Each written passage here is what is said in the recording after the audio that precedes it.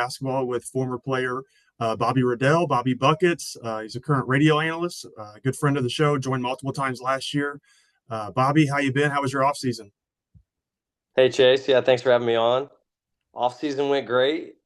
Certainly, after Purdue took us on that amazing ride last year, the off season was pretty fun. Lots of fond memories thinking about the season and looking forward to the group that we had this year with a lot of great returnees plus some fun new faces. So off season went well, and now I'm excited that the new season's underway and we get to talk some hoops. And yeah, thanks for having me on. Enjoyed our conversations last year. Yeah, really appreciate it, man. It means a lot to the channel and the show. Uh, Before we get into the huge basketball game at Mackey Arena tomorrow night with Alabama, I do want to go down memory road a little, memory lane a little bit. Um, Final Four last year. We talked a lot throughout the course of the season. That was the goal. It was not a foregone conclusion to win the Big Ten championship, but Purdue's goal was to win in March last year, and they got it done. Talk about what that run to Phoenix meant for you as an alum of the program and someone who's still very integrated within the program to see that team get to Phoenix and play on the big stage. For sure. It was so much fun. Just an incredible season, start to finish. Of course, we had the heartbreak the year before when we lost that 1 versus 16 matchup to Fairleigh Dickinson. That was extremely hard on everyone, everyone associated with the program, the former players, the fan base. That's tough, right? It's one of those things that doesn't happen very often. And we were definitely, as Coach Painter and the players said, they had to sit in that.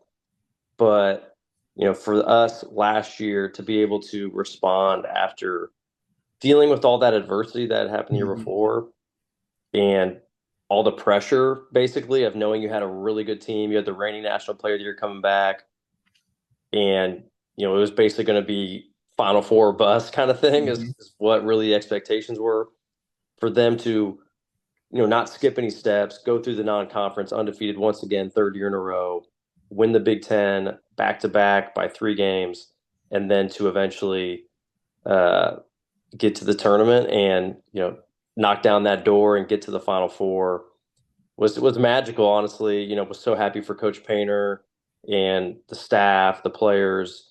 Obviously, a lot of those guys on the team last year had returned who had dealt with that loss to the 16 seed. And the fan base really deserved that. Since 1980, hadn't been to a Final Four. Mm-hmm. A lot of really, really good teams over that period of time that weren't quite able to get it done. So I think everyone and anybody who loves Purdue basketball or associated Purdue basketball really relished that moment last year in Phoenix. Right. No, what an absolute blast. Uh, you know, you're a Cubs fan. I'm a Cubs fan. So I always had faith that, yeah, I think Purdue can get to a Final Four if the Cubs can win a World Series. I know they're not, necessarily connected, but I had great belief that they could do it. And when Fletcher got that rebound, I just instantly started thinking of all you guys that have been amazing to the show. And just you get to see Edie cut down the net and give it to Coach Katie, who's out there with Coach Painter.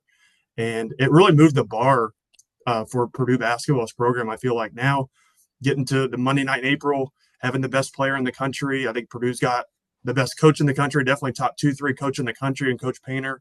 I feel like the bars moved, the expectations moved from a fan perspective.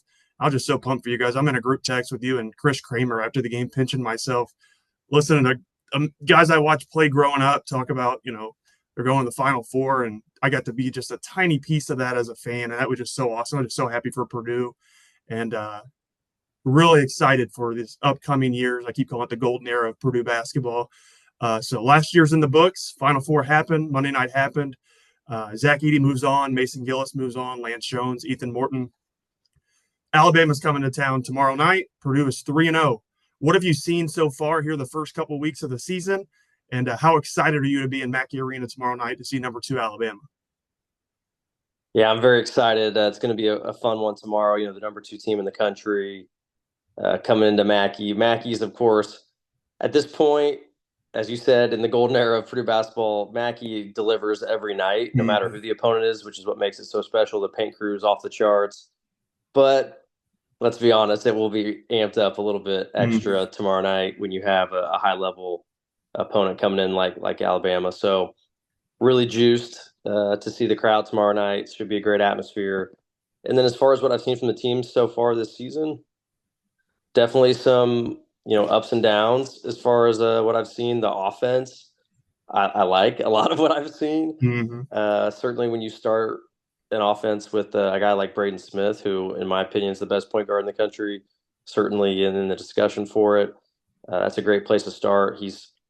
I felt like really gotten to kind of a good balance for him as being, someone who is inherently and naturally a pass first point guard, Mm-hmm. that quintessential traditional point. I feel like he's finally gotten that good balance of like understanding that, okay, even though I want to pass first on this team, especially with Zach Edey gone, I need to be looking for my own as well from an offensive standpoint and scoring standpoint. And so I think he's hit that good balance of being aggressive when the time is right, but also still doing his thing from a standpoint of getting other guys involved and facilitating. So he's super fun to watch. Fletcher Lawyer and Trey Kaufman-Renn kind of round out that big three offensively. Those two guys to me have looked really good, have taken their games up another level. Fletcher, like I'm not sure he's hit the rim at all Right. this year when he shoots because it's just pure swish every time. It feels like that dude's Yeah. um, he had some of those inconsistent shooting struggles his freshman year, get hot at times, and then have some cold streaks. But I think that adjustment from the high school line to the college line, was pretty tough for freshmen, and I think he's fully acclimated at this point to the college line, and, Right. and you're seeing it as far as his percentage goes. And then Trey Kaufman-Renn, just I think we all expected him to try to fill Zach's offensive void on the low block to the best of his ability, and I think he's taken his game to another level. He looks really comfortable to me on the floor, aggressive, and has also expanded his game from a passing standpoint. He's become a better facilitator. Trey, when he was, and granted, he didn't get that many touches in the past, so Mm-hmm. I presume when he did get those touches, he was probably a little thirsty to get a shot up because when Sure. uh, the other large percentage of the post touches are going to go to Big Z. When you get yours, you kind of are going to be antsy to shoot. But I did feel like sometimes there was opportunities for him to maybe spray it out to a shooter Mm-hmm. but he would shoot instead. And I feel like now he's making the right read. Like if he's 1-on-1, he's scoring. But if they bring somebody, then he gets it out of his hands, and we've got all kinds of shooters around him. So Mm-hmm. offensively, with those big three and the shooting we have around him, I love what I've seen. Certainly, the injury to Daniel Jacobson is a bummer. He was kind of going to be probably the one guy that in that front court that gives you kind of a true lob threat. Mm-hmm. We saw some of that in the opening game of the season. So tough loss there does take an element out of the offense that we could have used, certainly. But when you still have the big three and you have the shooting, I'm still very confident in the offense. The defense and the rebounding, on the other hand, I think that's where we're actually seeing the loss of Zach Edey the most. Mm-hmm. He was just, an unbelievable rebounder on both ends of the floor, and his just massive sheer size and the way he moved at his size at 7'4", 300 give or take. That rim protection and paint protection was just so valuable. Like we gave up 50 points in the paint this past game. There's to Yale, which good ball club, but this isn't a blue blood coming in dropping 50 points in the paint. That ain't happening on Zach Edey's watch. That's just like a matter of fact. So we clearly have some room for improvement on from the defensive side of the ball, from a rebounding, from protecting the paint, and it's all not on the bigs, of course. Like our perimeter play from a defensive standpoint has got to be better as far as containing the basketball, not allowing Sure. dribble penetration. That's where a guy like Lance Jones last year was very valuable. Of course, he did a really good job of defending on the perimeter, really quick feet. So uh, we shall see as the competition is going to continue to ramp up even further. But definitely room for improvement on the defensive end. Got to find some guys who can rebound. Obviously, it looks like there may be times we play smaller, and so then you really have to just gang rebound all five guys. Got to box out their man, do their assignment, and then go chase the ball. So I know the staff is going to be working on it tirelessly to try to get these guys to be able to play up to the best of their ability. But so far, I think Purdue obviously is going to be a team that's got its flaws, but can also beat anybody on any given night. Sure. And you talked about How hot Fletcher's been to start the season. Hell, I was nervous to have him on the show last night. I was like, the kid's shooting 75% from three. Like, I don't know if I want to, You just don't kind want of to let jinx it him or go. something. Yeah. You mentioned Lance Jones. Obviously, Lance was a huge addition to the team, another primary ball handler. And Purdue's added a couple guys who play a little bit like Lance. They're just young Right. kids. CJ Cox and Jakari Harris, they both have a nice handle. They both can pick up full court and jam the basketball. I want to ask you a little bit about how quickly they've been integrated into the rotation, the impact they're going to need to make this season. And I want to touch on the front line. I really like Raleigh Burgess has a great frame for a freshman. As his conditioning comes along, hopefully he's someone later this season. He's going to be great when he's a junior and senior, obviously. But I'm hoping he can help shore up some of that stuff on the front line when it comes to rebounding and eating up space. But I want you to touch on those ball handlers and just what they've added. Lance Jones was a fifth-year senior. He had played a lot of college basketball. He had seen it all. Very strong guy. These guys are coming in as true freshmen and playing next to Braden Smith and Fletcher Lawyer and Miles Colvin and Cam Heide and those guys. What have you seen from them, maybe in practice or these first couple of games that makes their future so bright at Purdue? I agree. I do think they have bright futures. It's been exciting to watch those guys. They definitely are kind of stepping right into that Lance Jones role, Mm-hmm. kind of a combination of the two guys trying to fill that spot. Jakari Harris has thus far been given that first crack from a starting standpoint to kind of fill that Lance Jones role.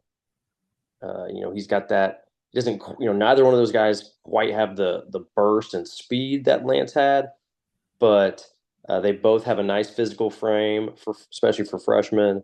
Mm-hmm. They both are quick laterally from a defensive standpoint on the perimeter. They both have quick hands, can make an impact from that standpoint on the defensive end of the floor. I think they still just now have to continue to learn the defensive principles from a man-to-man standpoint that go along with being in Purdue's man defense, Mm-hmm. off the ball, on the ball. When to get aggressive, when not to, when to make sure you contain the dribble. They had some. Both those guys have had success early in the season picking dudes' pockets and getting these steals. Sometimes that can be, a situation where it can get you in trouble later on because now that you've had that success early, it can kind of give you a false sense of reality that hey, you're always just going to be able to like take these balls. Like, you know, you were able to do that, and maybe they will have a great knack, and hopefully they do.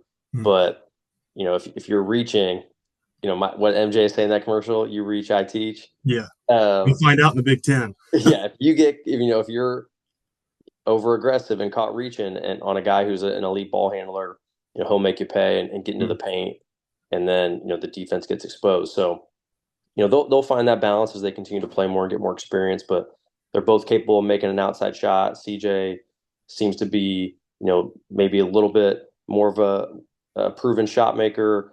He definitely is a guy who seems to be hunting his shot when he comes in, which I like that aggressiveness because he's got a really pure jump shot. His ability to shoot off the dribble or standstill jumpers is going to be an asset this year.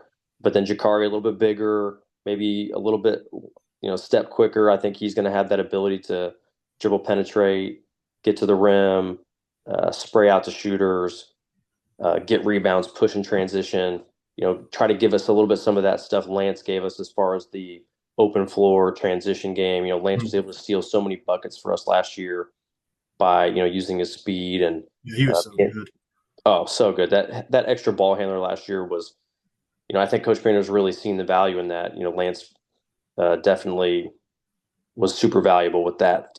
Him, Fletch is that great third ball handler, right? Like if Fletch is in Mm-hmm. the backcourt, getting pressed, side, getting moved, zigzag dribble back and forth by like an elite guard. You don't love that. Fletch can do it, but you don't love that. You much prefer two primary ball handlers like a Braden and like a Lance or Braden Jakari kind of handling those responsibilities. And then if they get trapped and kick ahead to Fletcher, he is definitely a good enough ball handler where now, okay, if he gets a kick ahead, he's got some open space, he can push and then, either attack for himself or create for others. So I really like those three guys. And then in the half court, all three of those guys in the starting lineup, Jakari, Braden, and Fletcher can all make plays for themselves and others. So excited about Jakari and CJ. I think they both have bright careers. And there's going to be a lot of pressure on them this season to step up and try to give us that Lance Jones production. No, I totally agree with that. I like Fletch, and you'll probably agree with this. I think he has a nice handle going downhill with angles and Yep. finding floaters. That's where I think Fletch, people may think he's a great shooter, but he's not just a set shooter. I mean, you see it right there in that extended coaching box you sit in. I mean, just the angles, he knack for getting it off the glass. That's where you want Fletch handling the rock, in my opinion. I'm sure within the Purdue program, you guys know that there are like 4,000 Purdue basketball experts online who they all know the starting five. They all know who should be coming in. Um, Everybody's like, well, why aren't we going just 100% small ball, or why aren't we doing this? Why aren't we doing that? I'm by no means a basketball expert. You are matching up with another team who are trying to knock you off your base. What have you seen in those matchups, maybe with TKR at the 5 or TKR at the 4, or when Caleb first comes in? What have you seen in maybe that, chess play and what Coach Painter may like or not like? Obviously, we have a ton of shooters. I think we're going to be able to mix and match and have different lineups throughout the course of the season. But I don't think Purdue is going to be 100% small ball, 100% big. I think it's who you're playing Ohio State on Tuesday night. It may look different when you play Rutgers on Friday. So what have you seen in those different lineups? And Coach Painter, he looks like he's just a mad scientist in a lab right now trying to figure out these lineups he likes, especially at certain points in the game. So what have you seen so far? Yeah, I agree with you. I think it's going to be much more matchup dependent this year based on, what kind of lineup arrangements coach is going to go with. When you have an elite two-way player in Zach Edey, that's why Coach Painter loves two-way players in general, because they're matchup they're not matchup dependent from that standpoint. Right, they're going to match up with you. Yes, yeah, you fill every matchup. When you're a two-way guy, that you can be out there from an offensive standpoint or a defensive standpoint. And Zach Edey, of course, was that. Braden Smith's that type of guy that play both ends of the floor, and those players are super valuable because it doesn't matter the matchup; they're going to have a way to find success. But Purdue's team this year is definitely not quite as well rounded as last year from a multitude of guys who are offensive and defensive guys. So coach is going to have to get a little bit more creative from a matchup standpoint regarding whether he plays bigger or plays smaller. And that smaller lineup with Trey Kaufman at the 5 and Cam Heide at the 4, probably your most explosive and best offensive lineup, because you have your best interior offensive players surrounded by theoretically 4 really high level 40% type 3-point shooters, which that puts the defense in a huge bind because it's going to really space them out. Purdue would be able to play fast, and from an offensive standpoint, you really love that. Of course, there's pros and cons. The downside would be you're playing smaller. So from a rebounding standpoint, are you going to be able to hold it the same? Do you have any rim protection? Things of that nature can be exposed with that smaller lineup. And so that's going to be an interesting thing with Coach Payne. And as the season goes along, certain matchups he can probably play it longer than others. Other matchups it might have to be kind of a short little spurt. And it depends on the opponent too, right? Because if they got a big that's absolutely dominant, you might not want to expose Kaufman Wren to foul trouble if he has to guard an elite big. So no doubt. Whereas if we go bigger with guys like Will or Raleigh or Caleb, you do have more of a rebounding and interior defensive presence. But those guys from an offensive standpoint, are not as far along as Trey and they don't provide quite the shooting that like a Cam does. So it's going to be a give and take for sure. And yeah, coach, Daniel Jacobson was probably the best two-way guy of those frontline players, which is why he has kind of gained that starting spot. And he goes down, so that definitely makes Coach Painter's job a little harder, because he's going to have to be, like you said, a little bit more of a mad scientist trying to find the right lineups. Yeah, I'm really excited for Jacobson. Obviously, now he's going to join the class with Benter, and I think the kid coming in, his name's West. The last name's West. I don't watch high school basketball. Yeah, he looked really good after he committed. I looked up some of his stuff. Excited for Jacobson's future. Like you're talking about that lob threat, he's got that just natural twitch to jump right up and And lot of bigs got to come down with it. You saw it with how good Zach Edey was at just catching above the rim and dunking it. And he's Jacobson's got that natural athleticism. So I'm excited for his future. Sucks he got hurt because it looked like he was going to have a nice freshman year.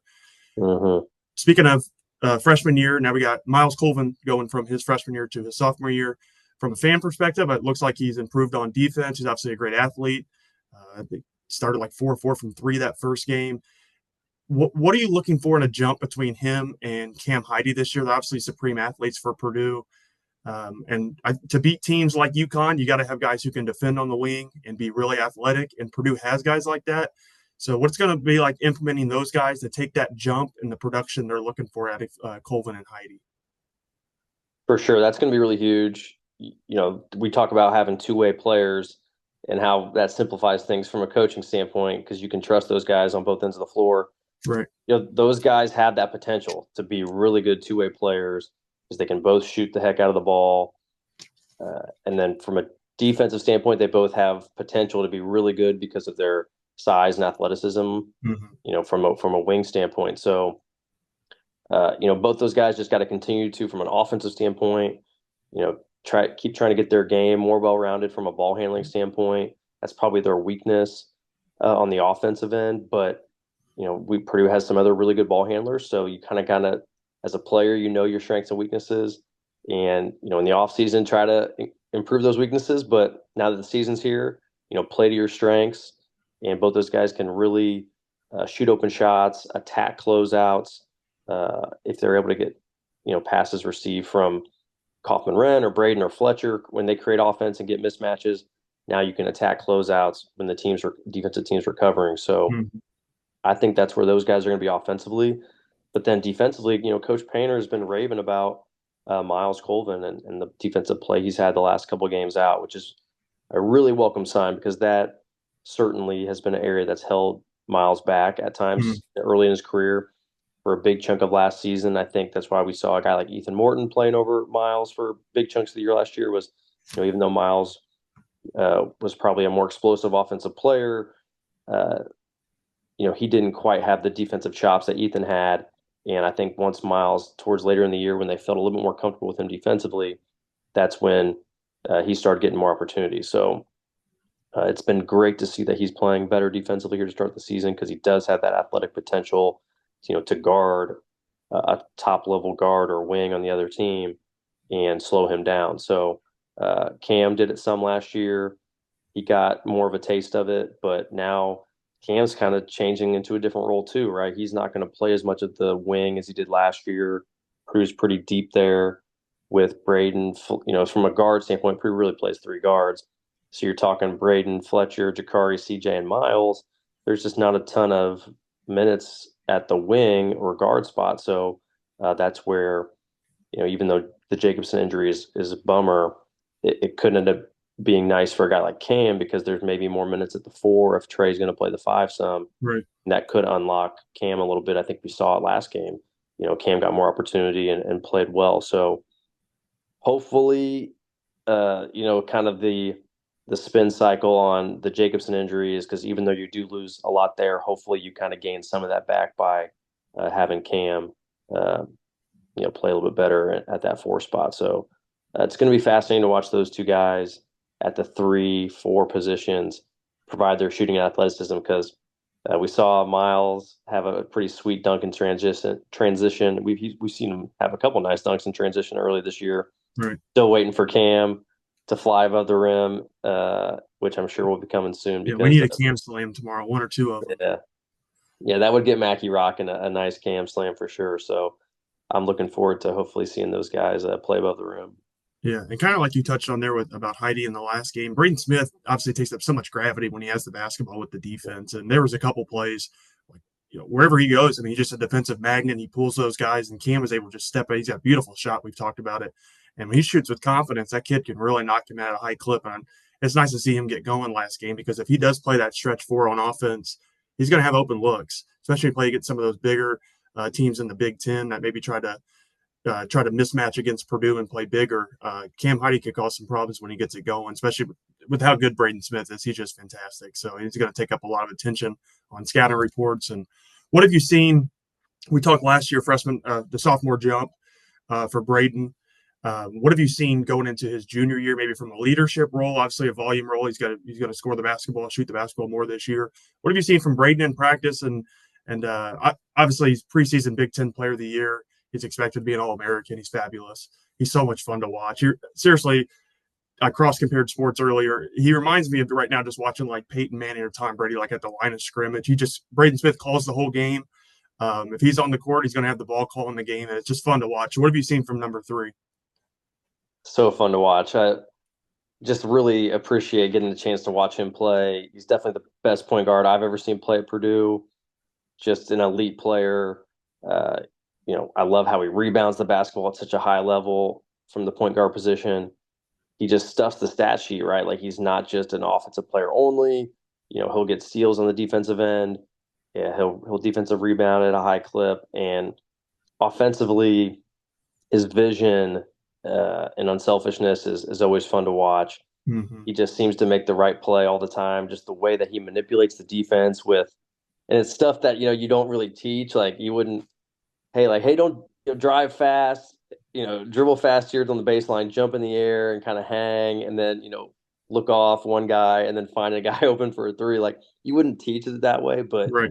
he just has an amazing knack for being able to manipulate the defense with kind of his ability to, with his eyes, with fakes, with holding the ball a little, 1 second longer, and it's really fun to watch. His ability to pass off the dribble and hit guys right in the shot pocket Mm-hmm. is always impressed me.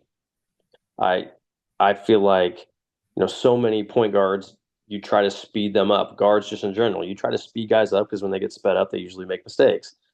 Well, Braden's one of those few guys I feel like that I've seen that when he gets sped up, it doesn't seem to affect him too much from a decision making standpoint or execution standpoint. He has the ability to play at full speed and still be under control, and that's something I really appreciate. Braden, fun to He watch. is, yeah, he's just fun to watch. Easiest way to explain. I mean, just he's fabulous. Uh, Getting late here. I won't keep you all night here, Buckets. I do want to ask tomorrow night. It's a players' game. Mark Sears, Alabama, they're good. Purdue's not seen a team like this season. We talked about losing guys from last year's team, obviously Edie. What do you think the approach should be tomorrow night for Purdue? Obviously, it's in Mackey. I'd be pretty nervous if this game was at Alabama or a neutral site like they played Alabama last season. But Alabama brings pretty much their entire Final Four team back. Mark Sears and Braden Smith are the best point guards in the country. I'm really excited to watch that matchup tomorrow night. What does Purdue have to do to beat Alabama tomorrow night? I think it's a springboard game. I talked about, I think it was Braden Smith and Fletcher were freshmen. They beat Marquette Yeah, at Mackey, and I thought that was a good springboard game going before they went out to that tournament and Portland. really got rolling because I don't think they were ranked, and then like they were like top 5 like a week and a half later. Yeah, then we So swept Portland and we were like yeah, top five. Yeah, that's yeah. great. So I remember they were down against Marquette in the second half. Braden had a couple big time plays. They win that game, and it springboards into Portland. This could be a big win for this team. How do they get it tomorrow night? Yeah, sure enough, we have Marquette Yeah. next up on the schedule after Bama. So, and that's a road game. So, yeah, it would be really nice to be having a springboard of confidence going in Mm-hmm. on the road for our first true road game of the year. Even though we did play at Creighton in the exhibition, which was not technically an official game, but that was a road game, which was nice. But yeah, Bama is legit. There's no question about it. Talent across the board. Mark Sears. I said Braden Smith's the best point guard in the country. Mark Sears would probably He's like to good. have a word. He's also in that discussion. He's fabulous. He's a lefty, and we saw the kid from Yale. He's a lefty. Like lefties just look great Mackey doing was stuff. good. Uh, Sears, just a guy like a more advanced CJ Cox as far as like high level ability to make shots off the dribble from everywhere on the court. Can also put the ball on the floor and get to the rim, create for others. So we saw what he did to us last year. He torched us. So hopefully, maybe Mackey, unfamiliar shooting background, he's not as hot because of course if he gets scorching hot, we're in big trouble. But yeah, you got to hope maybe he has a little bit of an off night and just do your best to throw different bodies at him. I'm sure we'll throw Jakari, CJ, Miles. We'll throw maybe even a Cam. Like we'll throw all those guys at him at times. Braden maybe. just to try to give him different guys to slow him down. And but he's not a one-man show by any means. Grant Nelson, their starting power forward, we saw him last year, really athletic, had transferred in last season, can also step out and shoot the three, put the ball on the floor, good size to him. They start really, at least they did last game. They started a really big team. They started Jaron Stevenson. He's about 6'10". Grant Nelson 6'9", 6'10", and then Cliff Amori, the Rutgers transfer, who we saw for a number of years, of course, at Rutgers. He's got to be 6'11" or so, He's a and big kid. starts at center. So they start a huge front line, which I presume Purdue will start big like we did last game. So going to be important for Wilberg if he does get that starting nod to get out the gates well, right, and give battle with Big Cliff down there, try to hold his own, rebound, protect the rim, because Alabama's got a big front line to start, and so yeah, it's going to be fascinating. I think offensively, we should be able to score the ball. We got a really talented offense. Braden leading the way. I think, and Bama last year was not a great defensive team, so I expect us to be able to score it. But can we stop them enough to win? That's going to be the big question. It should be a high scoring game, I would imagine. It should be a really exciting game. Hopefully, back and forth one. But I think if Purdue doesn't turn the ball over, doesn't give Alabama a bunch of easy open threes and open layups and dunks in transition off turnovers, then I think Purdue could have a good chance to win, especially with the home court advantage. Right. I think being at Mackey for this team is huge. Yeah. Bobby, just want to say thanks again for joining the show tomorrow night. 2 Final Four teams from last year. Number 2 Alabama coming in. 7 o'clock tip for the Boilermakers. Hopefully they can get a win. Hope you hop on a couple times this season with me and you enjoy it tomorrow night, Bobby.